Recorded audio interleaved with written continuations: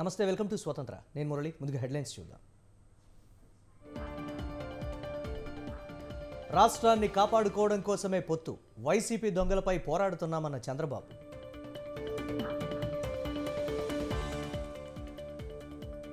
యుద్ధం అంటే ఏంటో జగన్కు చూపిస్తాం, వైసీపీ గూండాయిజాన్ని చూసి భయపడొద్దన్న పవన్.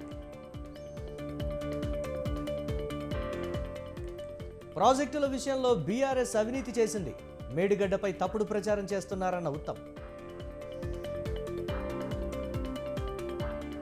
సీఎం రేవంత్ ఇష్టం వచ్చినట్లు మాట్లాడుతున్నారు, తీరు మార్చుకోవాలన్న ఎంపీ లక్ష్మణ్. కవిత పిటిషన్పై విచారణ వాయిదా, మార్చి 13కు వాయిదా వేసిన సుప్రీంకోర్టు. అఖిలేష్ యాదవ్కు సిబిఐ సమన్లు, రేపు విచారణకు హాజరు కావాలంటూ పిలుపు.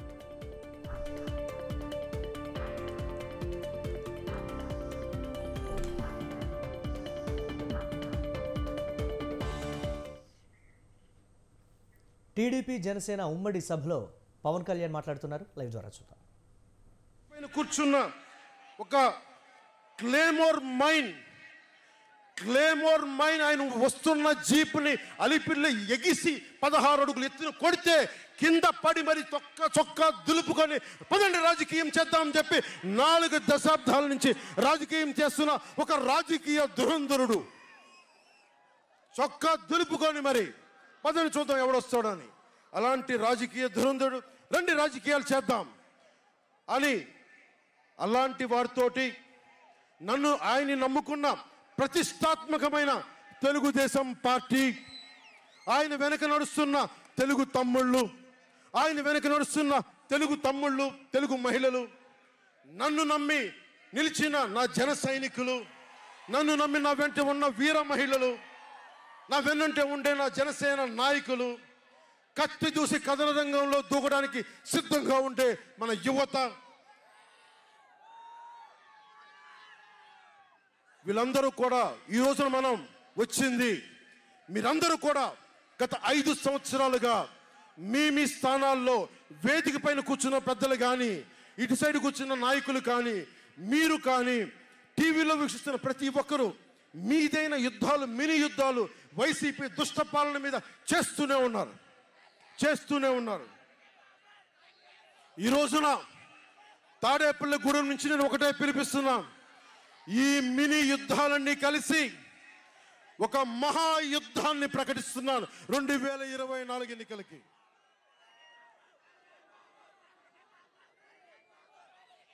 ఒక మహాయుద్ధానికి శంఖారావం పలుకుతున్నాను. ఇది నా దేవదత్తం. ఇది లక్షలు కోట్ల ప్రజల ఆశల కోసం ఈ మహాయుద్ధాన్ని ఆవాహన చేస్తున్నాను. రాష్ట్ర ప్రయోజనాల కోసం ఒక దాష్టీకుడితో పోరాటం చేయడానికి ఒక మహాయుద్ధాన్ని ఆవాహన చేస్తున్నాను. ఈ రోజున నేను శంఖారావం పూరిస్తున్నాను. ఈ రోజున ఈ విధ్వంసకర పాలనని ఆపుదాం. వైసీపీ విధ్వంసకర పాలనని ఆపుదాం. ముందుకు తీసుకెళ్దాం. వైసీపీ గడిల్ని బద్దలు కొడదాం. మీకు బంగారు భవిష్యత్తుని తెచ్చే బాధ్యత, శాంతి, సుస్థిరత ఇచ్చే బాధ్యత తెలుగుదేశం పార్టీ, జనసేన తీసుకుంటుంది. తెలుగుదేశం పార్టీ వర్ధిల్లాలని కోరుకుంటూ, తెలుగుదేశం విజయం సాధించాలని కోరుకుంటూ, జనసేన వర్ధిల్లాలని కోరుకుంటూ, జనసేన విజయం సాధించాలని కోరుకుంటూ, ప్రధానమంత్రి నరేంద్ర మోదీ గారు మరొక్కమారు ప్రధానమంత్రిగా రావాలని కోరుకుంటూ, భారతీయ జనతా పార్టీ వర్ధిల్లాలని కోరుకుంటూ మేము ముందుకెళ్తున్నాం. మీరందరూ మాతో పాటు కలిసి నడవండి. మీ భవిష్యత్తు కోసం నేను అండగా ఉంటాను. పొత్తు గెలవాలి, జగన్ పోవాలి. జనసేన టీడీపీ పొత్తు గెలవాలి, జగన్ పోవాలి. వైసీపీ నేలమట్టం అవ్వాలి. ఒకటే గుర్తుపెట్టుకోండి, జగన్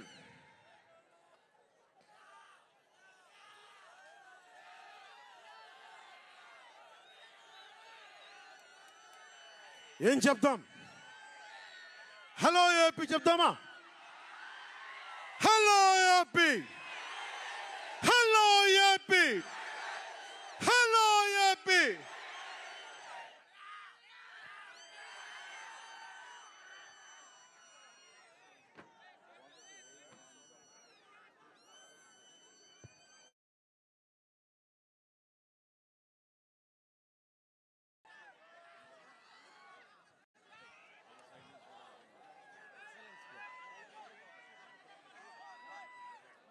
మనం గెలుస్తున్నాం, ప్రభుత్వాన్ని స్థాపిస్తున్నాం.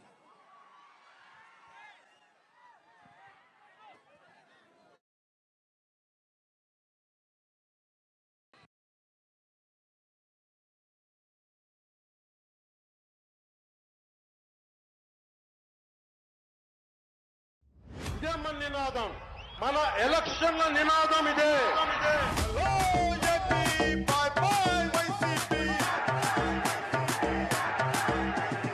Hello AP, by by YCP.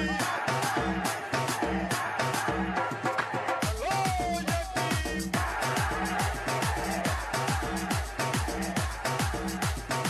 Hello AP.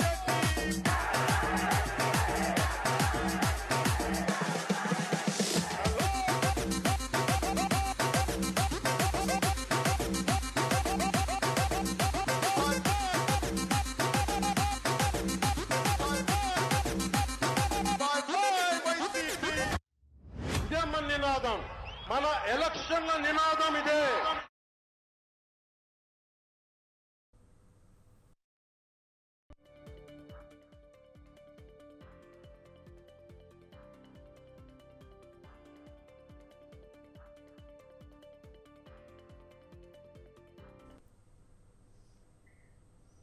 ఏపీలో ఎన్నికలు దగ్గర పడుతూ ఉండడంతో రాజకీయాలు రోజుకో మలుపు తిరుగుతున్నాయి. ఇప్పటికే వైసీపీ అభ్యర్థుల మార్పులు చేర్పులతో సమరానికి సిద్ధమంటోంది. మరోవైపు టీడీపీ సైతం దూకుడు పెంచింది. తాజాగా టీడీపీ జనసేన ఉమ్మడి తొలి జాబితాను విడుదల చేసింది. మిగతా సీట్ల కోసం ఇప్పటికే కసరత్తు మొదలుపెట్టారు. అయితే కర్నూలు జిల్లాలో మాత్రం అధికార ప్రతిపక్ష పార్టీలు అభ్యర్థుల ఎంపికపై తర్జన భర్జనలు పడుతున్నాయి. కర్నూలు అభ్యర్థి ఎంపికపై వైసీపీ ఎమ్మిగనూరు టికెట్పై టీడీపీలో చోటు చేసుకుంటున్న పరిణామాలపై ఒలుక్కేద్దాం.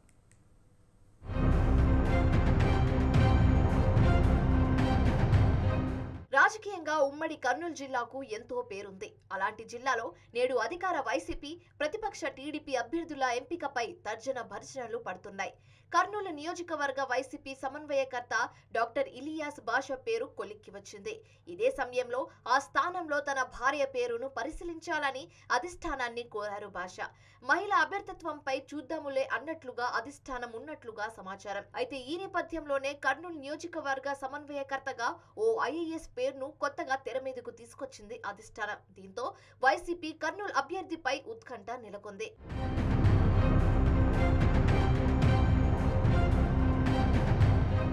ఈ సీటుపై కర్నూలు ఎమ్మెల్యే హఫీజ్ ఖాన్, ప్రముఖ ఆర్థోపెడిక్ ప్రొఫెసర్ డాక్టర్ ఇలియాస్ బాషాను సీఎం జగన్ అమరావతికి పిలిపించి చర్చలు జరిపారు. కర్నూలు నియోజకవర్గ సమన్వయకర్తగా డాక్టర్ ఇలియాస్ ను ఎంపిక చేస్తున్నామని, పార్టీ అధికారంలోకి వస్తే రాజ్యసభ సీటు కేటాయిస్తామని హఫీజ్ ఖాన్ కు చెప్పినట్లుగా సమాచారం. నియోజకవర్గ సమన్వయకర్తగా డాక్టర్ ఇలియాస్ పేరు ఖరారు అవుతుందన్న సమాచారంతో ఎమ్మెల్యే హఫీజ్ ఖాన్ వర్గీయులు ఆందోళన కార్యక్రమాలు చేపట్టారు. రాజీనామా చేస్తామని పార్టీకి చెందిన జిల్లా కోఆర్డినేటర్ రామసుబ్బారెడ్డి సమక్షంలోనే ఓ కార్యకర్త పెట్రోల్ పోసుకుని నిప్పంటించుకునేందుకు ప్రయత్నించిన ఘటనలు చోటు చేసుకున్నాయి. అయితే కర్నూలు వైసీపీ సమన్వయకర్తగా డాక్టర్ ఇలియాస్ బాషా పేరు నియోజకవర్గములో చర్చనీయాంశంగా మారింది. ఈ నేపథ్యంలోనే హఠాత్తుగా డాక్టర్ ఇలియాస్ బాషా ఆ స్థానంలో తన భార్యను ఎంపిక చేయాలని అధిష్టానానికి తెలియజేసినట్లుగా సమాచారం. దీనిపై పార్టీ అధిష్టానం కూడా ఆలోచనలో పడినట్లుగా తెలుస్తోంది. ఇదే అంశంపై ఐఏఎస్ అధికారి ఇమ్తియాజ్ అహ్మద్ ను రంగంలోకి దింపుతున్నట్లుగా తెలుస్తోంది. ప్రస్తుతం మైనారిటీ సంక్షేమ శాఖ తరఫున ఐఏఎస్ అధికారి కీలకంగా వ్యవహరిస్తున్నారు. రాజీనామా చేయడం, రాజీనామా ప్రతిపాదన కేంద్ర ప్రభుత్వానికి పంపడం, యూపీఎస్సీ ఆమోదించడం తదితర అంశాలన్నిటినీ వచ్చే నెల 12వ తేదీలోపు పూర్తి కావాలి. ఒకవేళ ఏమైనా జాప్యం జరిగితే ఆయన అభ్యర్థిత్వం ప్రశ్నార్థకమే.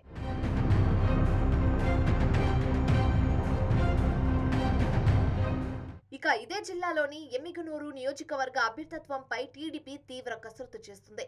ఇటీవల ప్రకటించిన తొలి జాబితాలో ఎమ్మిగనూరు అభ్యర్థిని టీడీపీ ప్రకటించలేదు. దీంతో ఈ సీటుపై పార్టీ కార్యకర్తలు సందిగ్ధంలో పడ్డారు.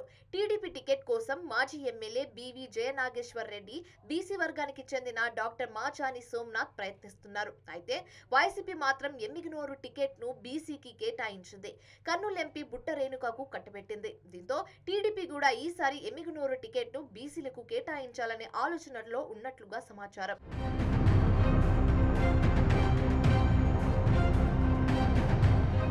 ఎమ్మిగనూరు టీడీపీ అభ్యర్థి ఎంపిక నేటి వరకు ఆ పార్టీ అధిష్టానం ప్రకటించలేదు. మాజీ ఎమ్మెల్యే జయనాగేశ్వరరెడ్డితో పాటు బీసీ వర్గానికి చెందిన డాక్టర్ మాచాని సోమనాథ్ పేరు వినిపిస్తుంది.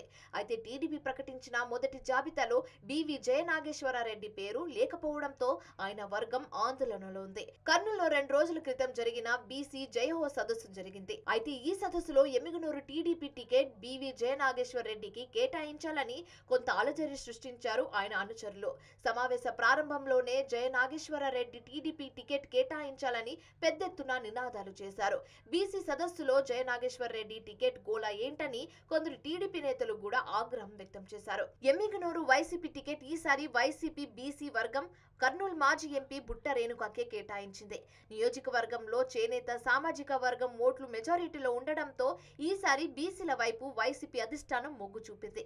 అయితే టీడీపీ తరఫున పోటీ చేసేందుకు డాక్టర్ మాచాని సోమనాథ్ ప్రయత్నిస్తున్నారు. తమ కుటుంబ సభ్యులు నియోజకవర్గానికి సేవ చేశారని పరిస్థితులను దృష్టిలో ఉంచుకొని అధిష్టానం బీసీల తరఫున తనకు టికెట్ కేటాయించాలన్నారు ఆయన.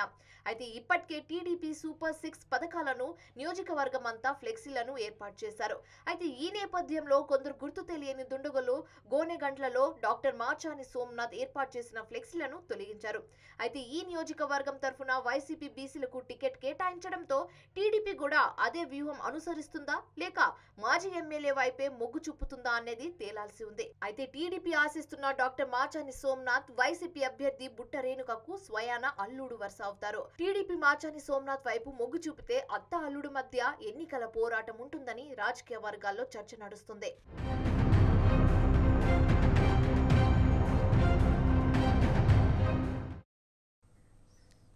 రెడ్లకు నో, బీసీలకు ఎస్. ఆంధ్రప్రదేశ్ అసెంబ్లీ పార్లమెంట్ ఎన్నికల్లో వైసీపీ అధినేత ఏపీ సీఎం జగన్ అనుసరిస్తున్న వ్యూహం ఇదేనా అంటే అవునని చెప్పాలి. గతంలో రెడ్డి నేతలకు కేరాఫ్గా కనిపించిన వైఎస్ఆర్ కాంగ్రెస్ పార్టీ ఇప్పుడు పూర్తిగా బలహీన వర్గాలకు వెన్నుదన్నుగా నిలిచే పార్టీలా మారిందనే వాదన బలంగా వినిపిస్తోంది. అందుకు తగినట్లుగానే నియోజకవర్గ ఇన్ఛార్జీల మార్పులు చేర్పుల వ్యవహారంలో పలువురు రెడ్డి సామాజిక వర్గానికి చెందిన నేతలు వైసీపీని వదిలి వెళ్లడానికి ప్రముఖంగా ప్రస్తావించవచ్చు.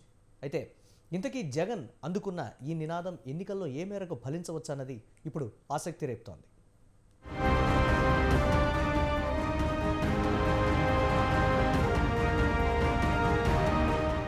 ఆంధ్రప్రదేశ్ ఎన్నికలకు అన్ని రాజకీయ పార్టీలు సిద్ధమవుతున్నాయి. ఎట్టి పరిస్థితుల్లోనూ గెలవాలన్న పట్టుదలతో తమదైన వ్యూహాలు రూపొందిస్తున్నాయి. అయితే ఎప్పటిలాగా ఆయా సామాజిక వర్గాలు రానున్న ఎన్నికల్లో కీలక పాత్ర పోషించబోతున్నాయి. ఇంకా చెప్పాలంటే కొన్ని సామాజిక వర్గాల వాళ్ళు ఓట్ల గెలుపు ఓటముల్ని శాసించే పరిస్థితులు ఉన్నాయని చెప్పొచ్చు.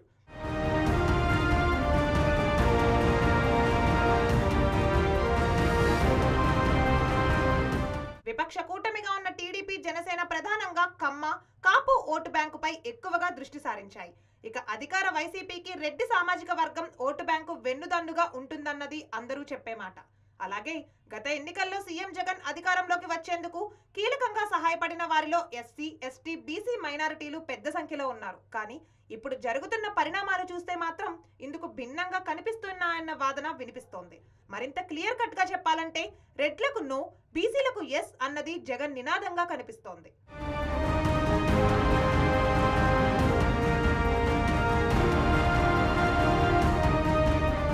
2024 ఎన్నికల కోసం ఏపీ సీఎం జగన్మోహన్ రెడ్డి చేపట్టిన నియోజకవర్గ ఇన్ఛార్జీల మార్పులు చేర్పుల వ్యవహారం గమనిస్తే ఇది స్పష్టంగా కనిపిస్తుంది అన్న వాదన కూడా వినిపిస్తోంది. 7 జాబితాలు విడుదల చేసిన వైసీపీ అధినేత మెజార్టీ స్థానాల్లో బీసీ, ఎస్టీ, ఎస్సీ మైనార్టీలకు పెద్దపీట వేశారన్నది ప్రత్యర్థులు సైతం తమ అంతర్గత సంభాషణల్లో ఒప్పుకునే విషయం. ఇక ఇది నచ్చకనే వైసీపీ నుంచి పలువురు రెడ్డి సామాజిక వర్గ నేతలు బయటకు వెళ్లిపోతున్నారంటేనే పరిస్థితి ఎలా ఉంది అర్థం చేసుకోవచ్చు. ఎక్కడి దాకో ఎందుకు, మొన్నటికి మొన్న పార్టీకి గుడ్ బై చెప్పిన వేమిరెడ్డి ప్రభాకర్ రెడ్డి తాజాగా మాగుంట శ్రీనివాసులు రెడ్డి ఈ కోవలకు చెందిన వారే. ఎంతో బాధాకరంతో కూడా తెలపటం ఏంటంటే, మీరు ఇన్ని సంవత్సరాలు, ఈ 5 సంవత్సరాలు కూడా అందరూ కూడా చాలా ఆప్యాయంగా ఆదరణతో కూడా మమ్మల్ని అందరినీ కూడా ఆదరించారు. ఉన్నప్పుడు కూడా ప్రకాశం జిల్లాలో మాగుంట కుటుంబాన్ని మరొకసారి కూడా ఆదరించేటట్టుగా కూడా ఆశీర్వదించమని ప్రకాశం జిల్లా వాసులందరూ కూడా కోరుకుంటూ ఈరోజు వైఎస్ఆర్ కాంగ్రెస్ పార్టీకి రాజీనామా చేయటం అనేది కూడా జరుగుతున్నది. బాధాకరమైన విషయం ఇది. అయినా కూడా ఎందుకు చెప్పుకోవటం అని అంటే, ఒక ఆత్మగౌరవం సంబంధించి ఉన్నప్పుడు జనరల్గా చెప్పాల్సిన అవసరం అనేది కూడా వచ్చింది. కాబట్టి మీ ముందుకు నేను ఈరోజు వచ్చాను, కనబడ్డాను. Thank you. మాగుంట మాటలు ఎలా ఉన్నా తాను నమ్ముకున్న సిద్ధాంతం కోసం ఎక్కడి దాకా అయినా వెళ్లే జగన్ బడుగు బలహీన వర్గాలకు అండగా ఉన్నారని చెప్పడంలో ఏమాత్రం సందేహం లేదన్న అభిప్రాయం కూడా వ్యక్తమవుతోంది.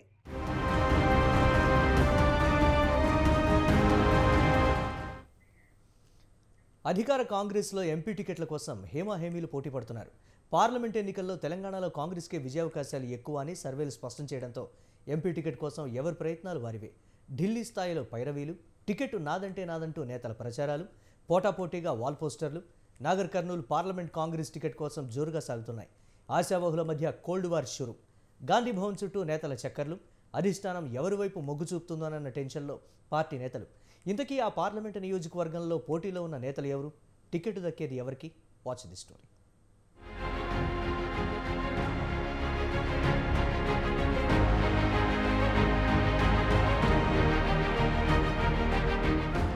నాగర్ కర్నూల్ పార్లమెంటు నియోజకవర్గం కాంగ్రెస్ పార్టీ నుంచి ఎంపీ అభ్యర్థిగా పోటీ చేసేందుకు పలువురు ముఖ్య నేతలు తమ ప్రయత్నాలను ముమ్మరం చేశారు. పార్లమెంటు నియోజకవర్గం పరిధిలోని 7 అసెంబ్లీ సెగ్మెంట్లలో 5 స్థానాలను కాంగ్రెస్ పార్టీ గెలుచుకోవడంతో టికెట్ వస్తే గెలవడం ఖాయమన్న భావన కాంగ్రెస్ అభ్యర్థుల్లో కనిపిస్తోంది. ఇప్పటికే డాక్టర్ మల్లు రవి, డాక్టర్ మందా జగన్నాథ్, సంపత్ కుమార్ తదితర ముఖ్య నేతలతో పాటు మొత్తం 25 మందికి పైగా ఆశావహులు దరఖాస్తు చేసుకున్నారు. ఈ ముగ్గురు నేతల మధ్య టికెట్ కోసం కోల్డ్ వార్ జరుగుతోంది. నేతల వాల్ పోస్టర్లు కలకలం సృష్టిస్తున్నాయి. డాక్టర్ మల్లు రవి, సంపత్ కుమార్ల అనుచరులు టికెట్ తమ నేతకివ్వాలని ఏకంగా మీడియా సమావేశాలు నిర్వహిస్తున్నారు. అసెంబ్లీ నియోజకవర్గాల పరిధిలో నేతల మద్దతును కూడగట్టుకోవడంతో పాటు రాష్ట్ర జాతీయ ముఖ్య నేతల మద్దతు కోసం ఎవరి ప్రయత్నాలు వారు సాగిస్తున్నారు.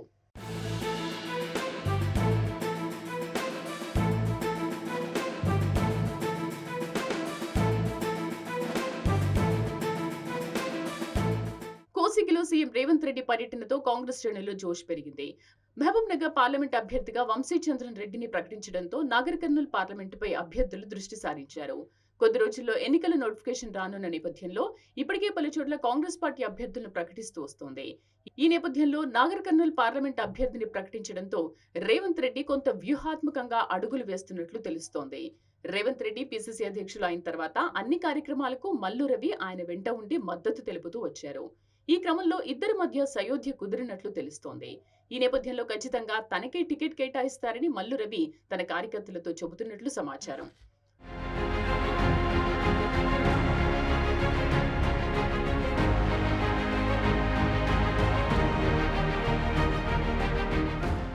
నాగర్ కర్నూల్ పార్లమెంటు నియోజకవర్గం నుంచి పోటీ చేసేందుకు డాక్టర్ మల్లు రవి అసెంబ్లీ ఎన్నికల్లో పోటీకి దూరంగా ఉన్నారు. తప్పనిసరిగా పార్లమెంటు టికెట్ ఆయనకే వస్తుందని భావిస్తున్న తరుణంలో ఆయనకు ఢిల్లీలో అధికార ప్రతినిధి పదవి దక్కడంతో ఆశావహులంతా టికెట్ కోసం ప్రయత్నాలు చేశారు. ఢిల్లీలో అధికార ప్రతినిధి పదవి ఎంపీగా పోటీ చేసేందుకు ఆటంకమైతే ఆ పదవి తనకొద్దు అని మల్లు రవి రాజీనామా చేసి ఆ పత్రాన్ని సీఎంకు పంపించారు. మల్లు రవి నేరుగా సీఎం రేవంత్ రెడ్డిని కలిసి ఎంపీగా పోటీ చేసే అంశాన్ని సూటిగా చర్చించినట్లు సమాచారం. దీంతో మల్లు రవికి ఎంపీ టికెట్ దక్కుతుందనే ధీమాను ఆయన అనుచరులు వ్యక్తం చేస్తున్నారు.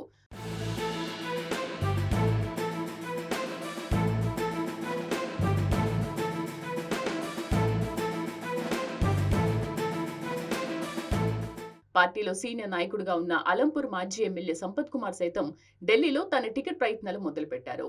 సంపత్ కూడా ఎంపీగా పోటీ చేసే అవకాశం తనకే వస్తుందనే ధీమాతో ఉన్నారు. వీరితో పాటు మరో సీనియర్ మాజీ పార్లమెంటు సభ్యుడు మందా జగన్నాథన్ కూడా టికెట్ తెచ్చుకునేందుకు ప్రయత్నాలు చేస్తున్నారు. సీఎం రేవంత్ రెడ్డితో పాటు కేంద్ర అధిష్టానంతో మందా జగన్నాథానికి సత్సంబంధాలే ఉన్న నేపథ్యంలో ఖచ్చితంగా తనకే టికెట్ వస్తుందని జగన్నాథం ఇప్పటికే పలు సమావేశాలు నిర్వహించి కార్యకర్తలకు ధైర్యం ఇస్తున్నారట.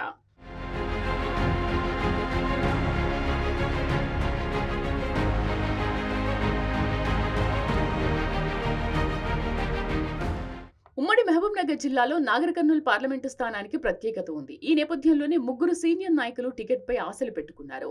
అధిష్టానం ఎవరిపై మొగ్గు చూపుతుందో, ఎవరిని బుజ్జగిస్తుందో అన్న ఉత్కంఠ నెలకొంది. హస్తం పార్టీలో కొనసాగుతోంది. టికెట్ ఎవరికి వరిస్తుందో చూడాలంటే మరికొన్ని రోజులు వేచి చూడాల్సిందే.